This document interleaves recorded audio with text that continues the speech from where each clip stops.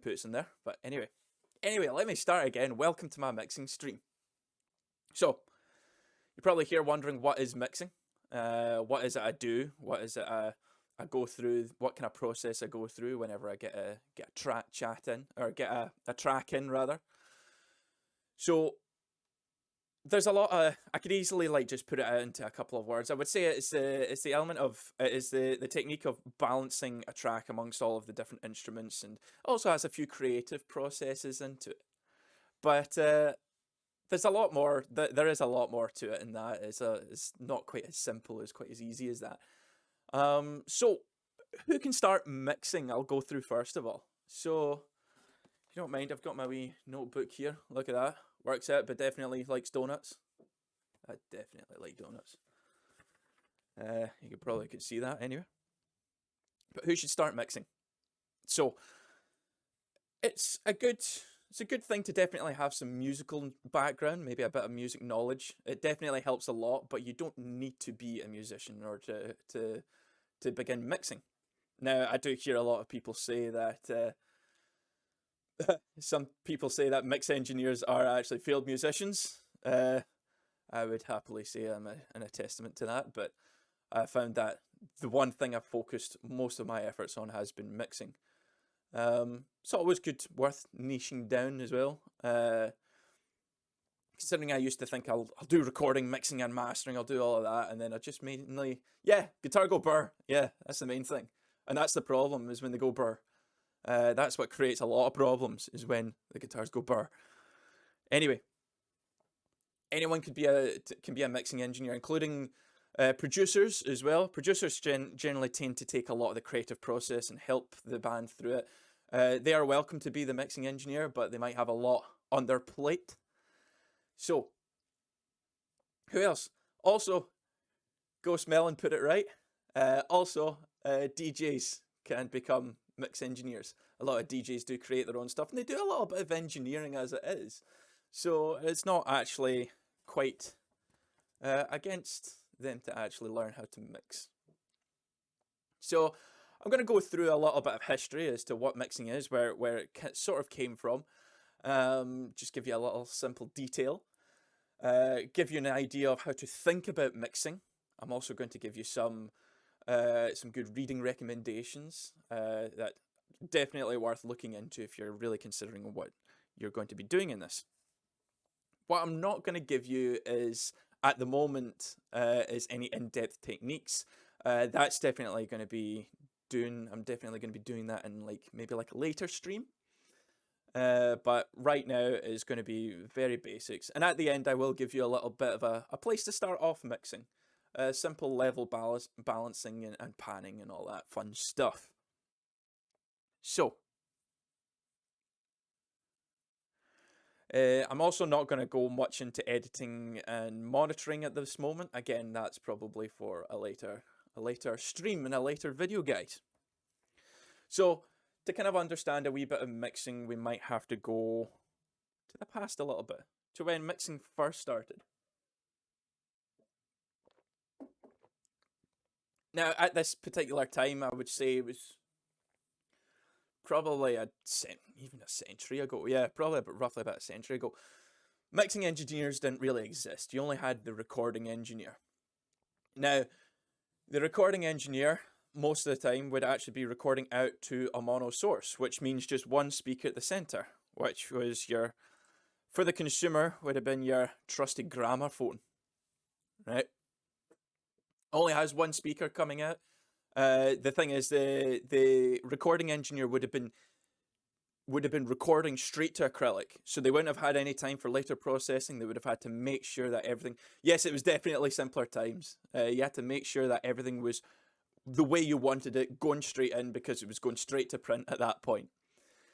So how did they record?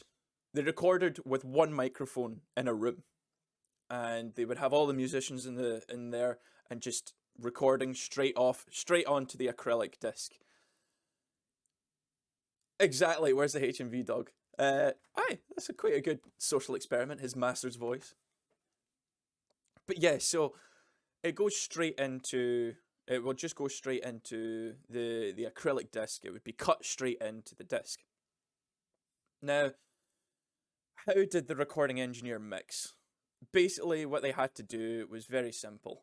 They had to, well, I'd say it's very simple, but again, it was probably a lot of faffing about, a lot of maneuvering, but they would listen through to the source, and if somebody needed to, if a particular instrument needed to be higher in the mix, you know, it needed to be more forward, more present, you guys, they would have to move that instrument forward closer to the microphone. You'd probably find that the singers are probably one of the more closer of the instruments that were right at the forward, and then the drummers might have been further at the back. If they found something was too far, it was too high in the mix, and they just had to pull the musician back a little bit. If it was too low, just push it forward. And it really was. It was just as simple as that. It wasn't really until as technology grew and they used more microphones and they used mixing desks that there became a lot more involved in the mixing process. I think at one time it was just one microphone per band. Now you'll find that the bare minimum on a drum kit would be at least 4 microphones. The rest of it really depended on how many toms you had in those drums. Maybe room mics as well. You could easily have 12 microphones just recording one drum kit. Again, that depends on the type of production you're going for. If you're going for folk, you're probably a bit more minimalistic. If you're going for metal or rock, you're going to have a lot of microphones going in there. It wasn't really until the Beatles era that the recording room and the mixing became more of a creative art form than just the idea of getting the track as a live production. They started to make it more polished. They started to get the idea of being more creative with it and doing a lot more than they ever could playing live. So I've given you a brief description of spacing. Now, this is probably one of the biggest things that should be going through an engineer's mind is the spacing of the tracks. So each instrument has to have its space. We've come to a time where we are now, the standard is stereo. So that is two speakers basically hitting your ears, such as what I've got here right now.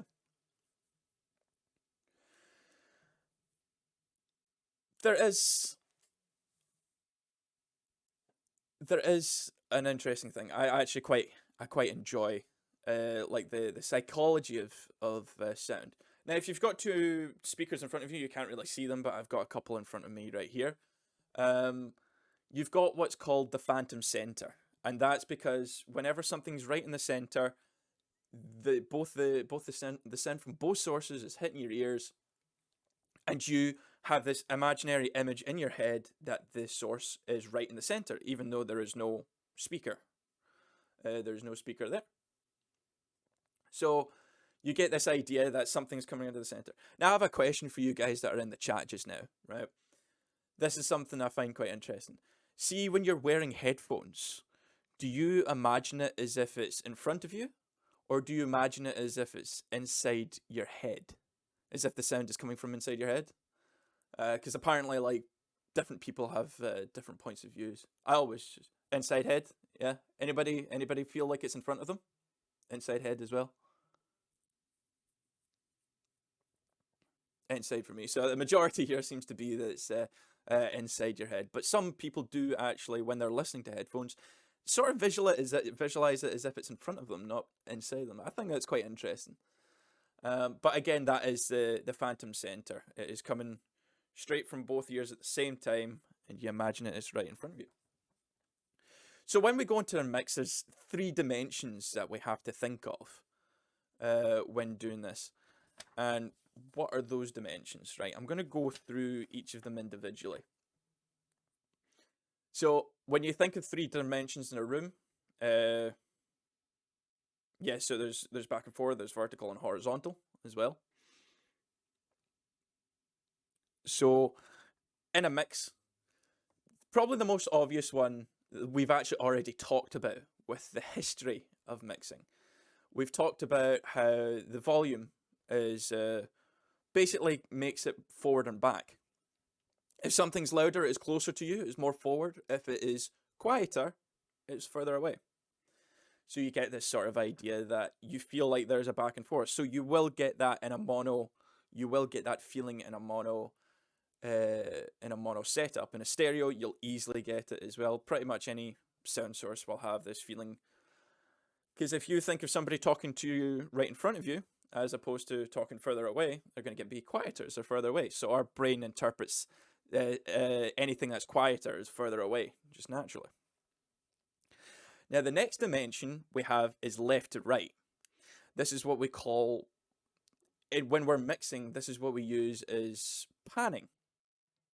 So panning is just the element of taking the instrument further to the left speaker, further to the right speaker, or right in the center. Now, when it comes to panning, there's a lot of standards that we have to keep up in mixing. For example, the bass guitar is always panned at the center. The kick drum and the snare is always panned to the center. The main reason that is the way lower frequencies can actually muddy up a mix if it's gone too far to the side, so they always keep it at the center. And for the snare, that usually depends on how the overheads are taking, the overhead microphones are taking in. They're usually recorded with the snare in the center, and if you start moving these elements about contrary to where they are in that image, you start to mush up the sound a wee bit, and it doesn't sound pleasing, and it can actually be quite confusing to the listener and quite off-putting as well.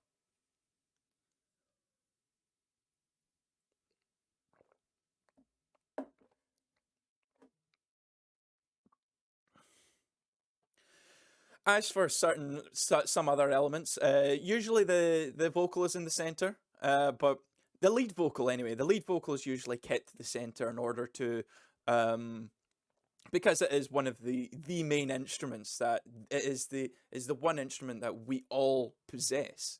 So it's something we can all relate to, and it is something that is usually at the center. If you've got an instrumental piece, then I guess that depends on what that piece is, but if it's got a vocal, usually at the center, and if you start panning it left to right, you're usually doing it for some sort of intrigue or interest within the track. As for backing vocals, you're free to pan them wherever you like. I usually don't go as far as hard right or hard left. Usually kind of like just off center is always quite interesting, and it creates this wall of vocals. That is also the same for the likes of maybe like the guitars as well. If you've got a multitude of guitars, I wouldn't keep them in the center. There's a lot more interesting places you can put it. There's even like the ability to do auto panning as well, which just keeps it bouncing left and right. It's a technique I quite like in some of my mixes, just to keep the space going. You also have to be very careful with space, because it is easy to make a track feel lopsided, as if everything's coming out the right speaker and nothing's coming out the left. So got to make sure that you kind of keep going back and forth, making sure everything's balanced and nice. Now we have one more dimension. I don't know if anybody has actually kind of worked this one out yet. This one's a little bit of an unorthodox one, but it kind of helps. It actually does help an awful lot. So the last dimension is up and down. Now, how can you make 9D? Yes. How can you make a track sound up or down?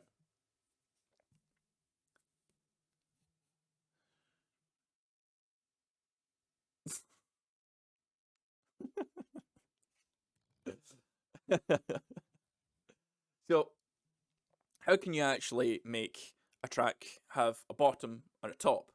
Well, that is actually to do. Yeah, actually, you're close there, Matt. It is sort of pitch. It is actually your frequency. Your frequency, like your pitch, does determine the frequency, but that's actually pretty close. So it is actually your frequency. You've got your low end instruments, such as your kick drum, your bass guitar.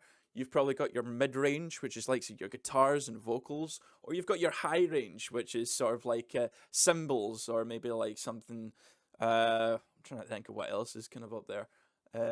Yeah, most I would say mostly cymbals in such of a like a rock setting or something like that.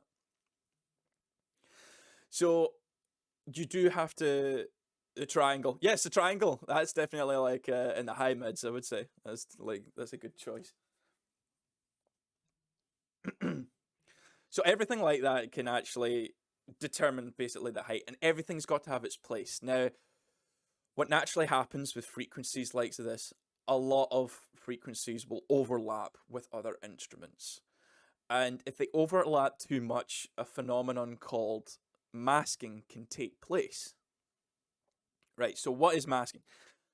Again, I've pretty much demonstrated it. It's when two instruments collide, like have similar frequencies within them, that they start to basically some of the instruments will start to disappear. In a standard rock track, you'll find that the common culprits for masking is how the bass guitar can interact with the kick drum. Because the two of them work so close to each other, it is easy for when you're hearing the bass guitar that somehow the kick just manages to disappear. You can even put it louder and louder to the point where it is, yeah, so one becomes more dominant. I wouldn't say they cancel each other out, but they do become more dominant. One does become more dominant and just overshadows the other. And if you start trying to just using levels to push it up, all of a sudden your kick will be too high to a point where you just it feels separate from the rest of the kit. So you do have to be careful with stuff like that. So this is actually a diagram has actually helped me think of this mentally when it comes to the whole spacing. So you can actually see where all of the different instruments are. You can see the frequencies going up and down, what direction, left to right. This is just a very basic idea. Frequencies are always going to overlap. You're never going to completely shave off any particular frequencies. But this is a great way of showing as a way of thinking of when you're actually going into a mix. Now I've actually got a recording I was actually sent to me. I made sure with the artist it was all okay, so I could use it.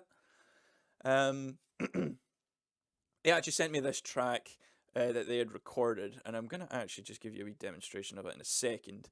But you can actually just see where all the crash and like even the hi hats is like the higher frequencies. You can see the vocal kind of takes more or less center stage at that one that's taking up the most space. It's taking up the focus, and you see the bass and kick. Now, when it works with a bass and kick, there's sort of a technique I like using, and you can inverse them. It's either the fat kick or skinny bass, or vice versa. It can be the fat bass, skinny kick. Now, again, that very much depends on what kind of music you're working on.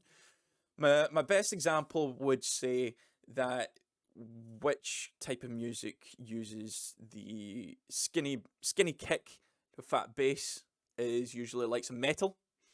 Um, so really, that is when you're listening to the kick, instead of favoring the low boom and the thud of the actual body of the kick, in metal music you'll hear more of that beater sound, that and then the bass will actually take over the kind of the low boominess. I think you'll find in likes of like classic rock, they kind of went for the other approach. Like the kick would have more of the lower end thud and boominess, whereas the bass would have the low end kind of shaved off, so it kind of has that throaty, growly sound. If I remember right, what's his name? I've gone and forgotten his name. Guy who said who sang "Man Who Sold the World." David Bowie. David Bowie. He favoured the fat kick skinny bass technique in a lot of his mixes. But anyway, so what I'm going to go on to now is I'm going to let you guys hear a track that I worked on. So I'm just going to swap over to my DAW.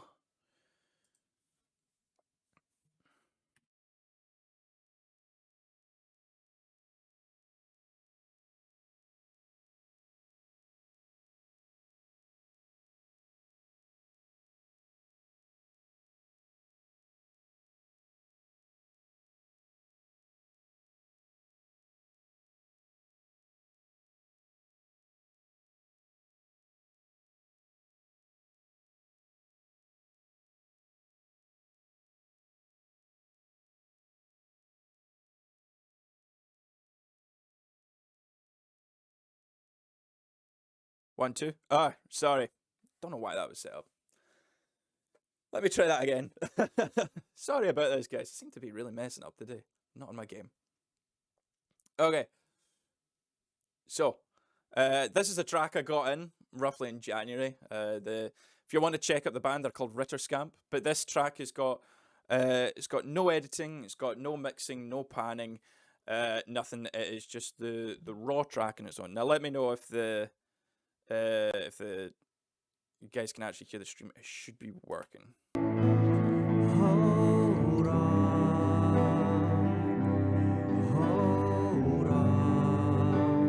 hear cries. Fantastic.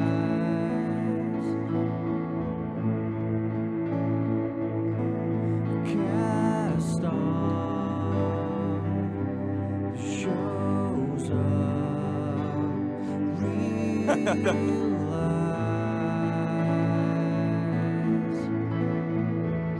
Okay, I'm gonna stop you there. I appreciate Ghost Melon. You said it sounds good. That was before I had actually mixed it. So that was how it was sent to me. There was no panning. There was no level set. They did an all right job for what it was. My biggest issue was that there was a lot of a particular frequency that causes muddiness, so it causes a lot less clarity. It can sound quite muffled, as if it's like stuck under the sea. So this is my completed mix. So this is after everything I'd worked on, and I'll do an A/B comparison. That way, you guys can really appreciate the difference a good mix can do to a track. hold on, hear cries. Here, there's a lot more width and depth to it. Cast off, Did you guys know there was a piano in there as well? shows up, real life. So I'll go back to the unmixed.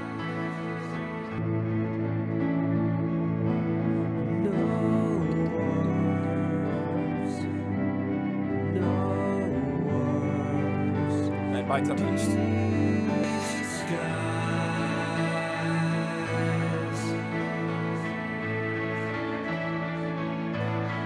No words,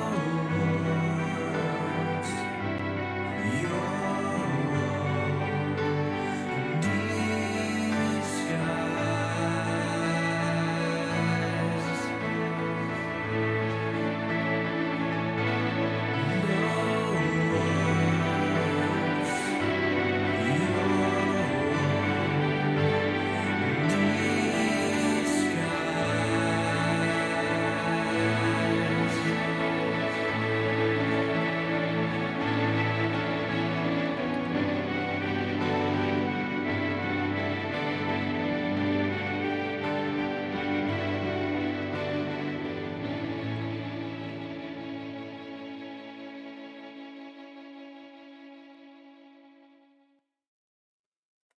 Yeah, so that was a completed mix in that one. I actually had quite a lot of fun working on that track. If you guys want to check them out, they're a band called Ritterskamp. You can find them on Bandcamp.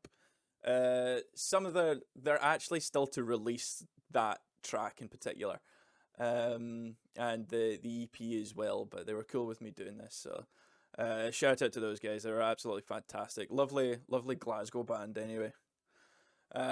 They did a good job in recording. They recorded most of their stuff at home. They still had to. They still were a little unsure of the kind of mixing techniques that can be involved. So there was a lot of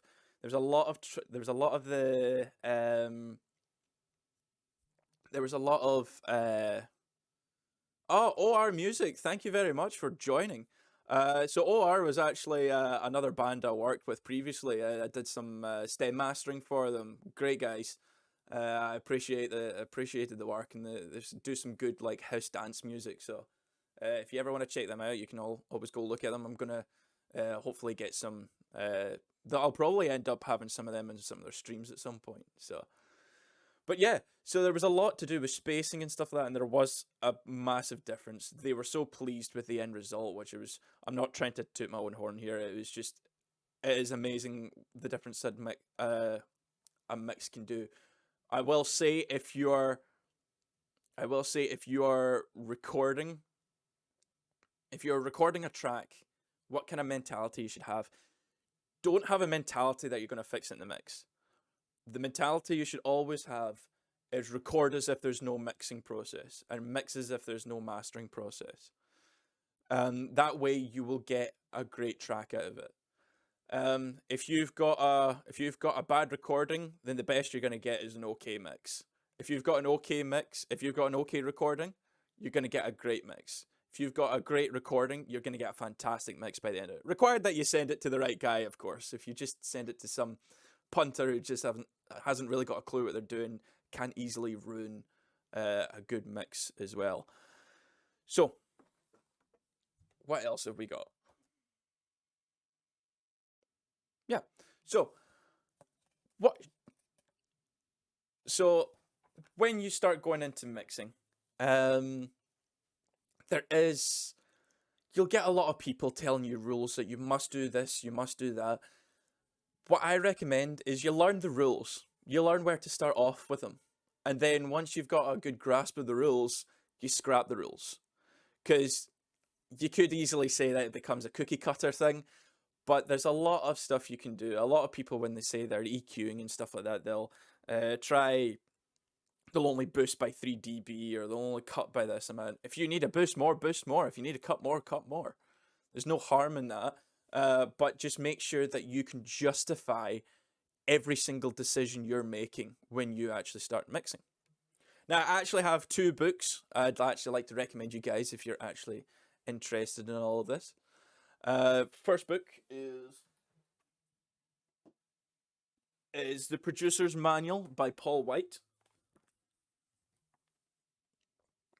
It's a fantastic book. It actually goes through recording, mixing, mastering, and it gives you vocal production, vocal tuning as well, editing, and all that kind of stuff. It takes you through a lot of the basics, a lot of the rules, where to start off with. It's fantastic for someone who is completely new to this, who maybe is recording their own stuff and wants to learn more about mixing. It's definitely worth it. However, the next one I recommend is a book by Mixer Man called Zen and the Art of Mixing. This is a very different book, and this, I knew how to mix, but this gave me a new outlook in mixing.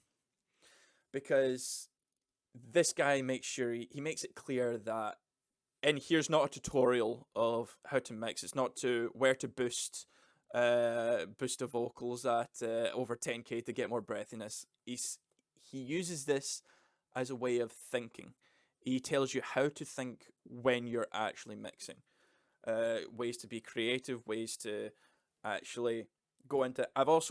He's got a couple of other books, Zen and the Art of Recording, and I think he's got Zen and the Art of Mastering.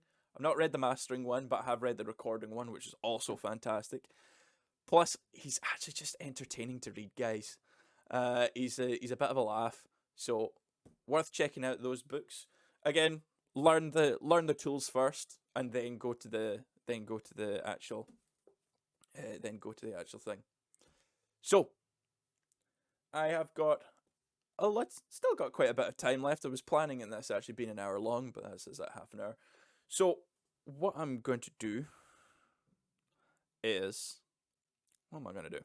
Yeah, I know what I'm going to do. I'm going to give you guys a little bit of a rundown on where to start with a mix. So first I actually need to get the session up. So if you just bear with me for 2 seconds while I get the new project up.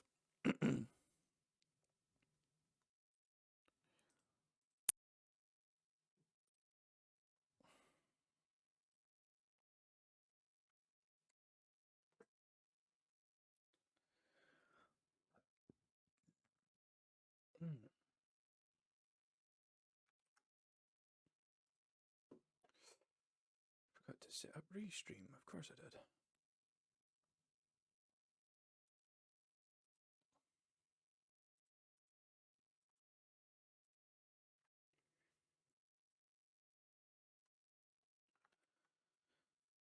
Right, okay.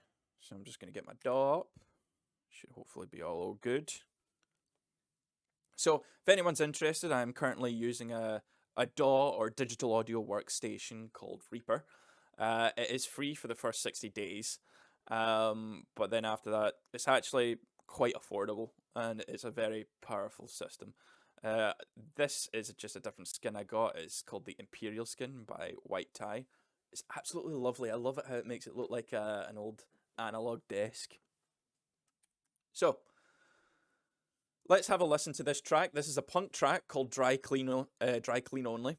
You can actually find the stems for this online. It's actually free if you want to practice mixing. But here we go. It's a brand new day, better get up. Brand new chance to grow and up. Will I ever get cold? Will I ever get past the point?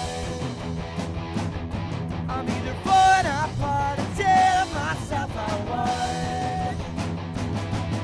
A sunny new day of celebration. I can't waste it just to go. Give you the chance, you're not taking, but I'm underneath some self-control. The weatherman say I better make plans. I'm in over my head and under your hands. We all know what happens next, we all know how it ends. Yeah, all my tables they shut, running out of chance for friends. Sunny new day of celebration. I can't waste 10 shots to go. So Matt with Power quaintly pointed out that the cymbal is loud. I do apologise about that. I forgot how loud that cymbal comes in. I am pretty sure that is actually a sample that they added into it. So that is a good start. That is a good shout. I am going to bring that down a little bit first. Make sure it is not too... Yeah, the guitars do have a little bit of muddiness to it. There's a lot of... What do you call it? What has happened to you? I've lost my... Oh, my kick's in the wrong side. There we go. Yeah, the guitars are a little bit muddy. They actually... The kind of low end in that also kind of masks the bass guitar. It's really difficult to hear the bass guitar. But at the moment, I am just going for... I'm not really looking at the frequencies just yet. I'll probably will be doing a video on EQing in the near future. And like the mentality to think of it. But right now, we're just going to start with some basic level balance. The vocals do have a bit of problem with their dynamics. They do keep going up and down a lot, so it's easy for them to get lost. But let's have another try and see what I can do. It's a brand new day, better get up. Probably bring that guitar down a Brand little bit. new chance to grow and up. Will I ever get cold? Will I ever get past the point? That cymbal is now too low. I'm either falling or will I ever get It's a bit better. I'm either falling apart. Now what I can hear a lot is the guitar rooms. Yeah. Sunny new Guitar day of celebration. I can't waste 10 shots to go. Give you the chance, you're I would say not put the guitar to taking, like right and I'm left, so underneath it's a little bit more interesting. The weatherman say I better make plans. I'm in over my head and under your hands. Now we've got a good stereo, a little bit of a stereo image with the All know guitars. what happens next, we all know how it I'm going to put the guitar rooms hard left and hard right. Yeah, all my Oh, tables wrong they way. shut, Go away. running out of chance for friends. Just give them a wee bit more space. Sunny new day of celebration. I can't waste 10 shots to go. If you get a chance, you know I'm taking, but I'm underneath some self-control.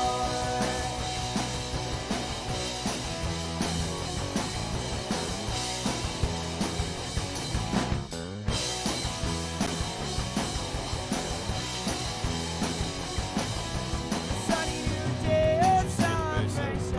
I can't waste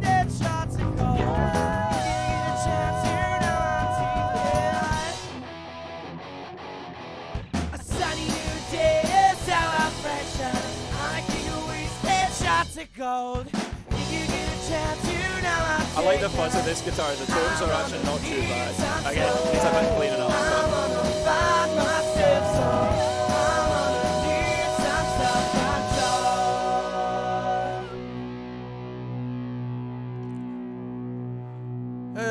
right, what else have we got here? I've already panned. The overheads are in stereo, so they're already left and right anyway. A good place to start off with is probably just taking your time with the drums. So just to make sure that they're actually all in the right place. So let's actually have a listen to where the drums are. So we've got a rack tom, we've got a ride, we've got snare, top and bottom. Those will just remain in the center. Fake Crash should probably, we'll find out where that's supposed to originate. If I remember right, the reason I know this is a symbol is because that crash doesn't actually exist in the overheads. So that could be why. But what we need to do is we've also got the room, so I would probably do that to this. I'll keep that in center. I'll keep that center. There's a shaker as well and a tambourine. We can put them where we like just to make it a little bit more interesting. Right. So what we've got to do with this, I'll bring the level up a little bit, is start matching where everything is according to the overheads with panning. Because if we start having like the toms are coming to the right in the overheads and then we put the toms to the left, it's gonna muddy up the mix, it's gonna confuse the listener. So as you can probably hear, the kick and the snare are right bang in the center. Right. So what is that? Is that the hi-hat we can hear? Right, let's go back a bit. Let's try find where that hi-hat's supposed to stay. It sounds like that's pretty much center in that one. Maybe a little bit to the left? I'll see. Yeah, so...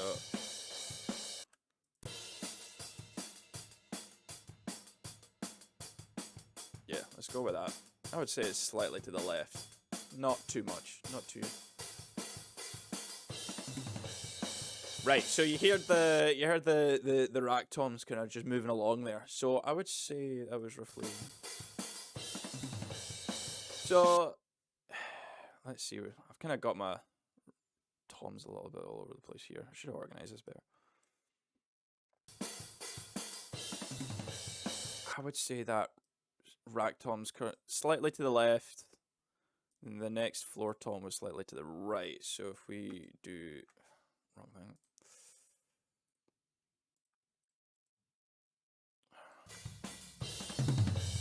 Aye, I would say that kind of goes slight left, slight right, and then off. Right, let's find out where this tom is. I can actually see a peak here, so I know it's going to come up here. That would be far right. Floor tom's usually far right. So again, it's up to the mix engineer. A British thing is very much having the drums positioned from the audience perspective, and a very American thing is having the drums to the drummer's perspective. For me, really, I just decide what the overheads sound like. I just match it up with that. I'd rather just do that. I think people make it a little bit too complicated than it actually needs to be. So I would actually put that far right, and then hopefully this should.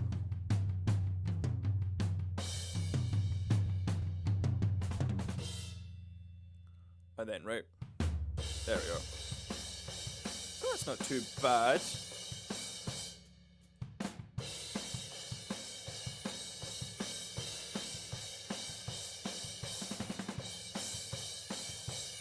you can hear the cymbals on the right hand side, but I'm trying to find where the ride is. I don't think the ride actually does much. That's the right here. That's it. So that's a little bit to the right as well.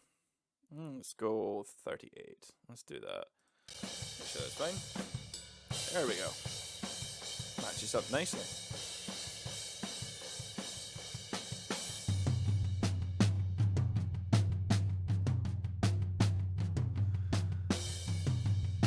Now, usually I would talk about phase inversion when it comes to snare bottom and snare top, but again, that'll be for another video. I'll probably be to do with more mixing drums in general.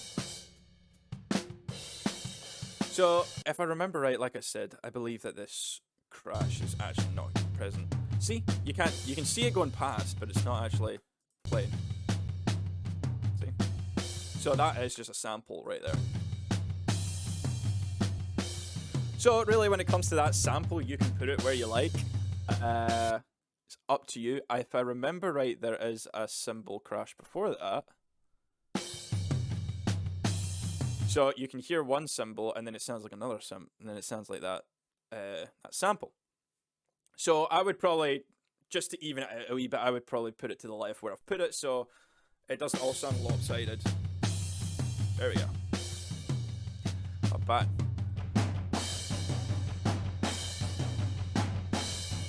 I'm honestly not sure about these rooms. That is something you shouldn't be afraid of. If you have got a track in, don't be afraid to cut what is unnecessary.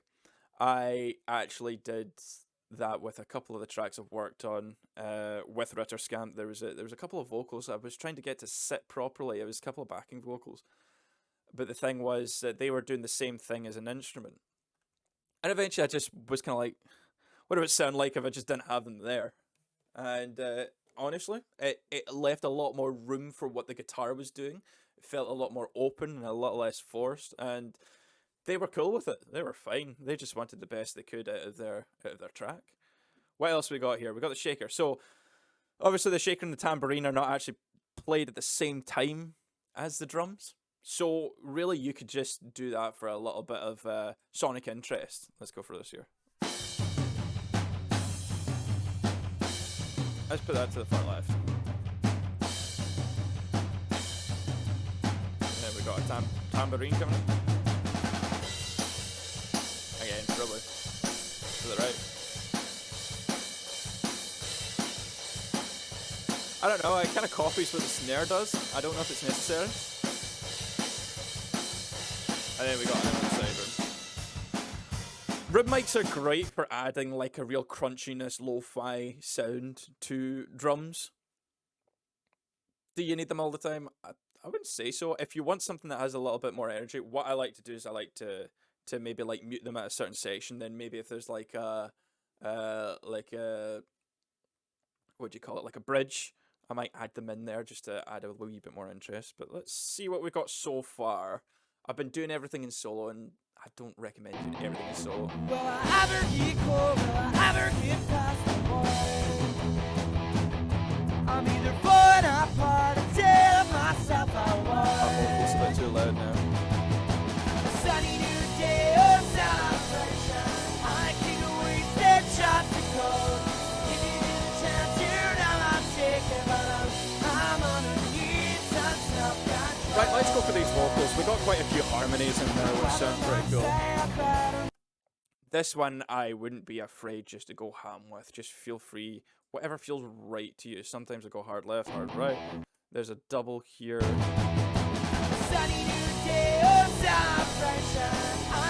I would say work better at least.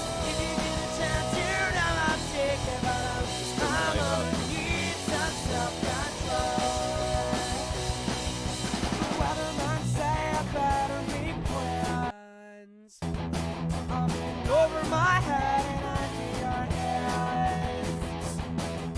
We all know what happens next. We all know how it ends. Well, I like this one. My tables they shut, running out of chance to press. Sunny new day of celebration. I think wasted shots and gold. If you get a chance, you know I'm taking, but I'm underneath some self-control. All of the vocals were kind of recorded inconsistently. You can see a lot of them have like a smaller wavelines than others. Honestly, this is something I would probably put up, but just for the time being, let's just leave it the way it is. Sunny new day of celebration. I kick a wasted shot to cold. If you get a chance, you know I'm taking, but I'm underneath some self-control. The weatherman say I better be Can anyone hear the bass guitar? Over my head and under your hands. We all know what happens next. We all know how it ends. Yeah, I'm a table station, running out of chance for friends. I would actually take a little bit of EQ in that one. Sunny new day of celebration. I'm taking wasted shots of gold. If you get a chance, you know I'm taking it up. I'm gonna need some self-control. I don't know if you notice, you can just barely hear the kick. I've had to put it quite a bit up. Sunny new day of celebration. I'm the king of wasted shots of gold. If you get a chance, you know I'm taking it. Strong on the left. A sunny new day of celebration. I'm a king of wasted shots of gold. If you get a chance, you know I'm taking it. I'm gonna need some self-control. I'm gonna find myself some. I'm gonna need some self-control. All right.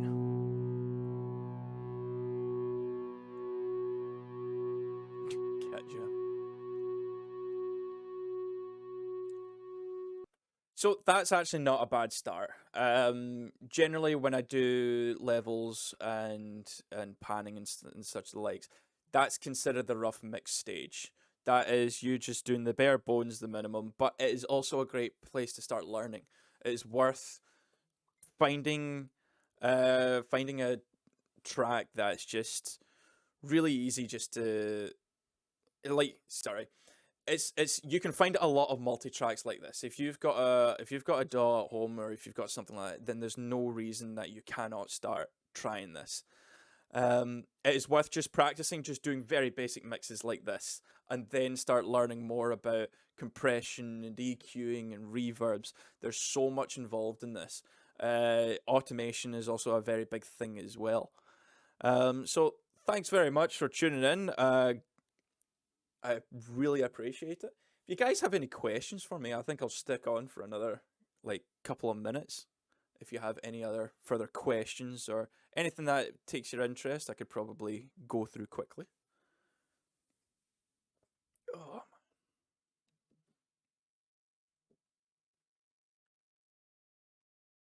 What's the worst project you've worked on? Worst project I've worked on? I'm trying to think. Not had that many. I think it sort of depends. Saying that, there was one project I had with a band. Granted, this was actually when I was in university, learning to do this stuff. Right, we'll go for the first one. This was a band it was sort of like a blues band, and it was, oh man, there was the track I'd gotten. They were so focused, they were so determined to have this this harmonica bit in it, right? There's particular harmonica section, and the main problem actually was that they kept using the wrong tuning. Sorry, they kept using the wrong tuning of harmonica. It was in the wrong key. They kept swapping in and out, and they're like, "No, this is the right one. No, this is the right one." And they kept doing this, and I was like, "Right, okay." But the problem was this harmonica was like a lead and vital part of this track, and I had to do this project trying my damned hardest to get this to fit right in the mix and not sound like utter crap, to be honest. I hate to say, I don't think those guys are actually still together at the moment. But oh, that one was sore. That one was sore. So another question, I think I saw Ghost Melon said, how long have I been an sound engineer? So I started university in 2013, and then I graduated in 2015. Ever since then, I'd been trying my hardest to try find a job. I'd been volunteering in so many places, had other work on the side, but I'd never managed to really land a big project. And then once I had been made redundant from my job thanks to the pandemic, uh, they all of a sudden I was like, right, I need to find a way to, uh, I need to find a way to make money remotely. And it was very, especially at that time, it was very hard to find a job. So I basically just asked on all sorts of Facebook groups and stuff like that. I was like, look, I'm a sound engineer. I've studied audio production and stuff like that. Does anyone get any jobs? And then somebody mentioned to me, uh, WF House, which actually do audiobooks. And then they always outsource to engineers just to listen through them, make sure everything's right, make sure everything's clean. Um, so I just started doing that. I still actually get work from them every month, which is quite nice. It's actually helped just to continue to pay the bills. And then like close after that, I was like, right, I want to make a proper effort. I'd watched a video on it was a podcast called the Six Figure Home Studio, and they are probably one of the very few sources that detail how to do audio production as a business rather than just learning all of the different techniques. So I was like, right, I am going to bat down and I'm going to find projects and I'm going to actually start making money out of it. And if it wasn't for that, I wouldn't have had my best month. My first month, I made over 1K. Actually, I was quite happy. I was quite pleased with myself with that one. Still trying to find as many clients is quite difficult at times, but I do enjoy the work. I love sending stuff off to a musician when they're like that. Oh, could you do this? Not expecting much, and then when they come back and I'm like, have you guys got any revisions? And just when they kind of go, this is fantastic. This is amazing. It was. I think my best reaction was actually from Ritter Scamp themselves when they were like that. Oh, we're going to put this out into the record labels. I was like, that's great. They'd never done anything with any record labels. They'd always just sent it on to Bandcamp. But they're so determined and so excited about it. So, no, I also don't do DJ requests. So, anyone else got any more questions?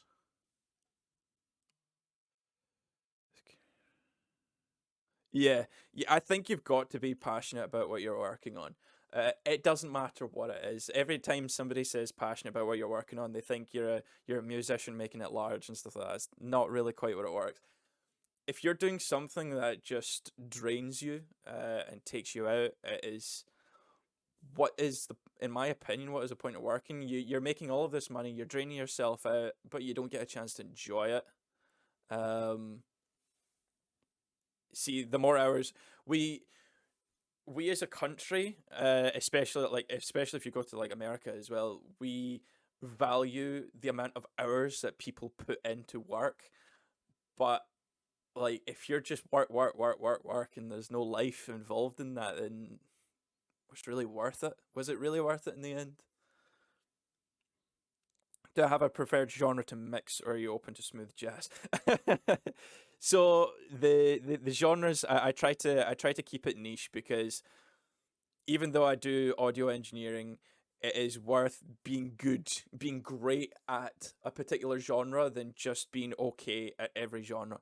So my genres, I generally try to focus on alternative rock, punk, that kind of stuff. That's generally what I focus on. That is my niche. Smooth jazz, I'd be willing to give it a go, but I honestly don't think I would be good enough for that. I, what I try to do is if somebody comes to me with a project I feel like I wouldn't be good at, I try to send them off to somebody else who would. But I honestly don't know a jazz guy. Maybe I should try find somebody.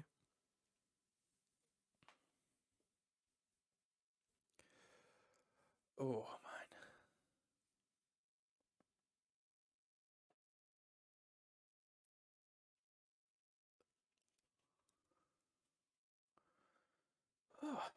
But anyway, so if there's not any more questions you guys have, I'm gonna probably just call that the stream there.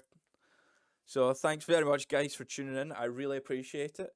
Uh, don't forget to hit follow if you're on Twitch or if you're watching this on YouTube, which I also plan to actually send this off to YouTube. Just feel free and hit the subscribe button and hit the like. I'd appreciate it if you guys would tune in next Monday, same time. Yet to think of what I'm going to be doing. I'll probably be focusing. I had a request for somebody who was wanting to understand more about what is it, about the low end, about mixing the low end. So I might actually work on that for next week. Who are we raiding? That's a good question. Who's on just now? Anyone know who's on just now? Who'd you guys like to raid?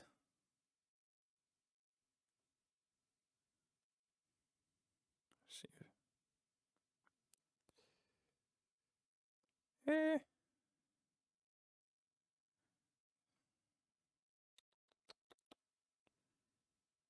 Anyone got any particular? Let's find out someone to raid. Who do you guys think of? Right, I'm gonna try.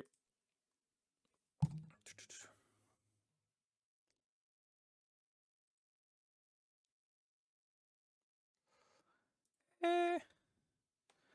I've been listening to Kelly Gates 47 actually, so let's raid her, why don't we? She's got some good music on.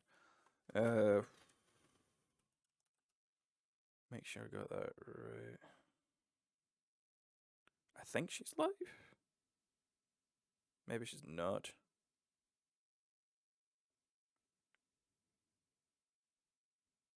Oh no, maybe not live.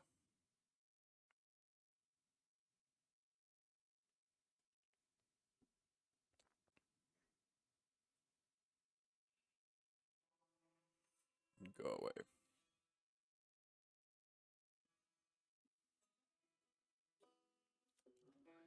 Is on.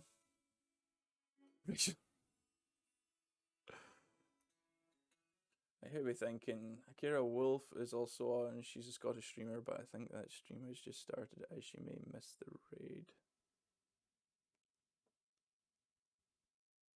Let's go for here. Yeah, that sounds good. Let's go.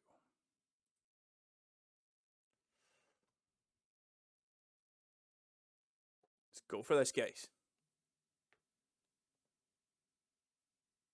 I'll check that out next time, definitely.